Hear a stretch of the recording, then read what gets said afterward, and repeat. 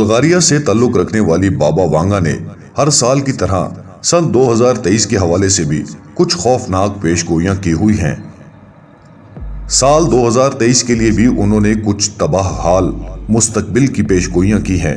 بابا وانگا کی پیش گوئیوں کے مطابق ایک قلعہ سن 2028 میں زہرہ پر اترے گا اور 5079 دنیا کے خاتمے کا سال ہوگا۔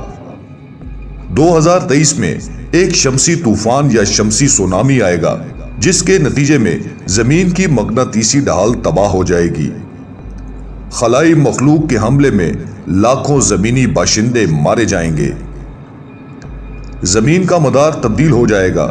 زمین کائنات میں غیر معمولی توازن میں رہتی ہے اور تھوڑی سی تبدیلی بھی آب و ہوا میں بڑے پیمانے پر تبدیلی کا باعث بن سکتی ہے۔ اس کے بعد صورتحال واقعی تشویشناک ہوگی۔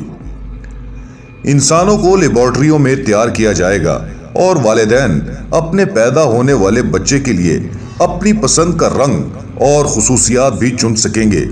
پیدائش کا عمل انسانی کنٹرول میں ہوگا اور سروگیسی کا مسئلہ اس کے ساتھ ہی ختم ہو جائے گا۔